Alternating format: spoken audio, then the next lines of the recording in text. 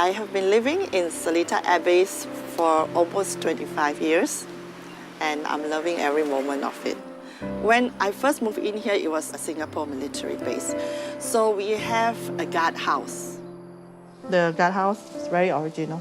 We call it a pre-war building, except that the windows have been changed to glass. In early years, it was also a prison.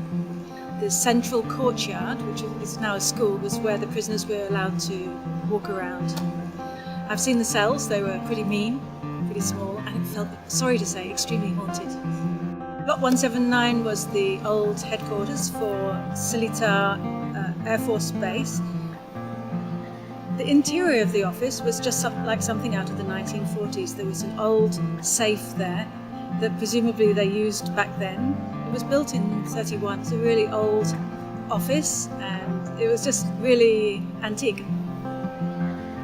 This block would be for the troops mostly, and they had some great stories because there was another block opposite which has been demolished. So the lady officers, they slept there and the men slept next door. So they used to steal the ladies' underwear. This is the swimming pool. It was the central focus of attention. This is somewhere close to the HQ. I went there a few years ago with some of the RAF and they cried. And they took pieces of the mosaic, around the pool that was loose, whole hunks of it, just as souvenirs. And they were really upset that this place had not been kept up. It's gone. The street names are hilarious, in fact, because they're all names from central London, which is a highly built-up area. So it's completely different from, if you have a look at Hyde Park Gate in London and Piccadilly in London, it's totally different. It's a colonial architecture which used the best of traditional local architecture, the Malay architecture. They all have enormous gardens.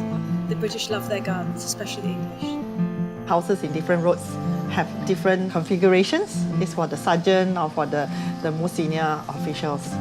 Park Lane was very grand. It was for the camp commander. It's a residence. So that area was considered very exclusive. During the World War II, the Japanese took over. Park Lane was their R&R area, comfort houses for the Japanese soldiers. Let me show you an example of a very rustic black and white unit, one of the remaining black and white houses which has kept its original condition. The occupants of this house has even put in furniture that belongs to that period of time. And this is one of the most beautiful black and white houses still available in Seletar Abbey. Everything is as is, a pre-war house should look like. We have changed a lot since then, There's a lot of renovation and changes. Seletar Abbey started as an Air Force military base for the British. Subsequently, the Japanese took over. First pictures of Singapore's taste of aerial war reveal the damage done to Raffles Square in the heart of the island shopping After the war, the British took it back. And after that, when the British left, it was handed back to the Singapore Air Force. The rest of the areas are meant for civilians. The huge building, which is now Chatsworth Kindergarten, that was the camp commander's office. It's that unique because where else can you live in a military base? We were very free to move around, and you can even cycle to the runway, right into the hangar. We go flying and then you just walk to the tarmac, cycle and put your bicycle on the side of the flying club, and then you walk to the plane, and then that's off you go. The security was very good, so nobody locks the windows. Maybe sometimes some people lock the doors. And I think most of the time, we felt a very great sense of security because we know each other well. We had a lot of foreigners from all over the place living here. It's very enriching culturally because they are very open about their lifestyle, so we learn from them. All the gatherings we have, going over to your neighbor's house without even having to knock on the gate, because we never had gates and fences those days. This is how friendly we are and very closely. We find every excuse to go over, have tea. Sunday is always a very exciting Sunday. The kids have a very wonderful time here because we seem to know everybody around here. When I was very young, this place was quite big before all this construction started. It was like a place for adventure for me. I didn't need to leave this area to have a fun time. If I got bored of my house area, I can just cycle around to find my friends. And it was very fun for me because like I get to do sports, cycle around, we played badminton, fly kite. So it's like one big family. Look closely, there's a lot of fish inside. Last time, like, there were several streams like this. We usually find the easiest one to enter. Like, we wouldn't really go inside the water because we would chase all the fish away and it would become muddy. So we always tried to, like, one person here, one person standing over there, so we, like, corral all the fish. It was fun. That's what I did when I was young. I cycle around, play football, go longkang fishing.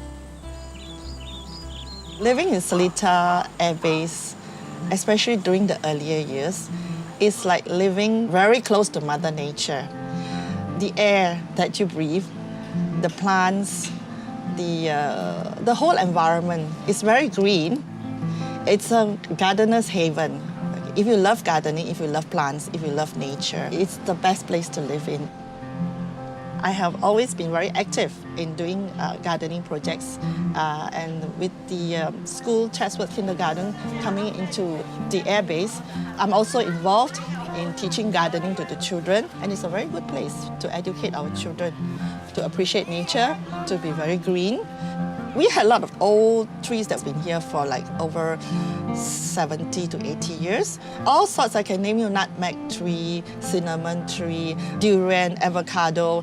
It's like an orchard, and that attracted a lot of bird life and butterflies. And even lately we have sightings of wild boars. You can have a cobra right in your garden.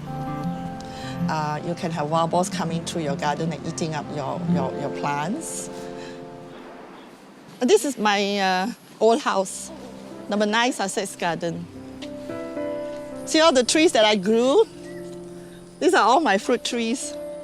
Our rambutan tree is dead. It's very different from what it was when I first moved here. It's a big change from what it used to be. And this is how Seletar has changed from the time I've moved in more than 25 years ago. We have to accept the changes. It's very different now, and not like the kampong days that we used to have.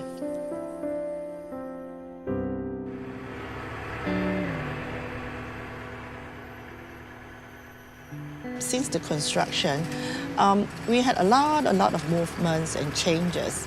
So, and a lot of the people who are so used to that quiet has left.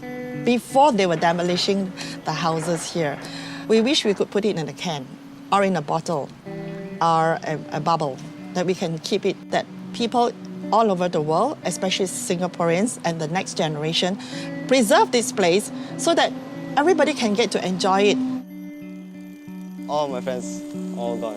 And they do come back and see, they say everything's changed.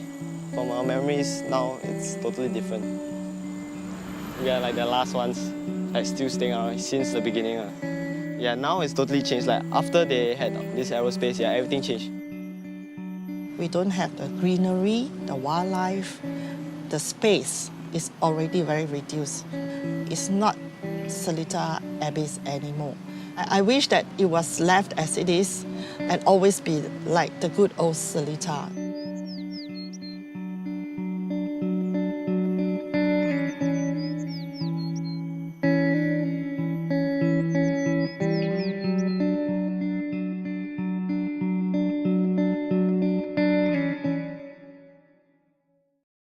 Here, do something.